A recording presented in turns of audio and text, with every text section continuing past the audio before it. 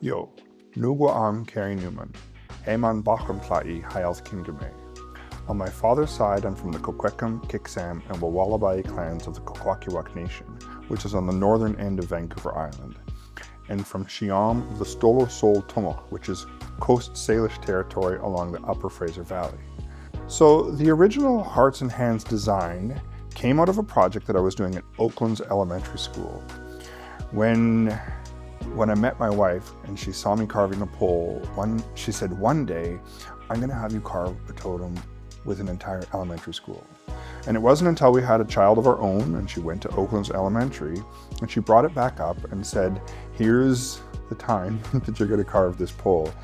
And so we did this pole in a bit of a different way from I think how previous artwork like artist in residencies, particularly at elementary schools, went, because we wanted to involve the kids at every stage of the process. And so they helped to choose the animals. Some of them came to see the selection of the log. And then they were all participating in the carving process throughout. Now, when the project came to a conclusion, the kids had organized an unveiling ceremony where they had been learning songs. They made speeches. All these incredibly beautiful things happened on the morning that we unveiled the pole. They invited the community, they made and gave out gifts. And after the ceremony was over was when the news started to filter through to us that Kamloops had confirmed 215 plus graves at the residential schools there. And so I went from this moment of hope, of elation, of community coming together, of seeing children at their vibrant best, to this really stark time where Canada was being forced to reckon with the idea of children dying away from home, of being buried in unmarked graves. And it was out of that moment that the first Hearts and Hands design came, because we had, for that pole, we'd made a backboard that stands behind it. And we'd had all the kids dip their hands in paint, and we'd taken their handprints and carved them or sandblasted them into the wood itself. And wherever there were kids who had left before the project was over or who couldn't come in and participate, we'd held space for them by putting a little heart.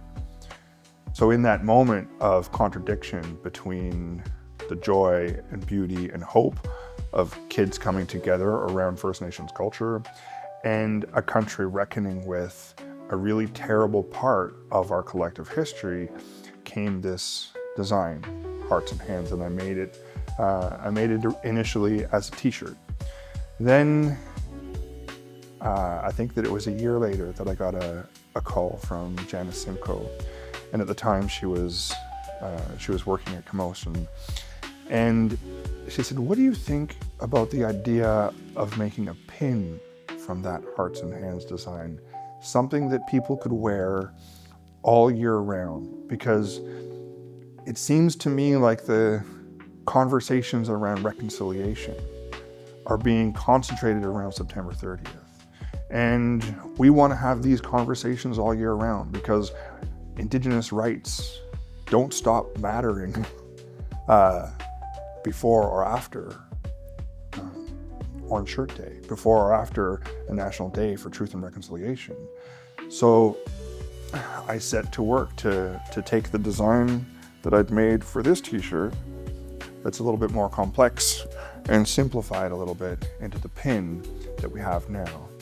And it was Janice's vision to see people wearing these, to see people asking each other questions about what they meant, and to continue the conversation around truth and reconciliation in this country year-round. So one of the things that I talk about with this design is that the heart represent the reason it matters to each of us as individuals. Why do we care?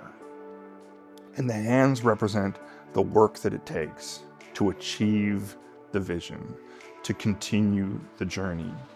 So I guess that my hope is that these play some small part in inspiring future conversations and inspiring people to find what it is about the history of residential schools, about the history of how Indigenous people were treated in this country, about the history of dispossession through colonialism, loss of language, whatever it is that feels relatable to you, and letting that be the guide that pulls you forward in your journey, in making your contributions to reconciliation.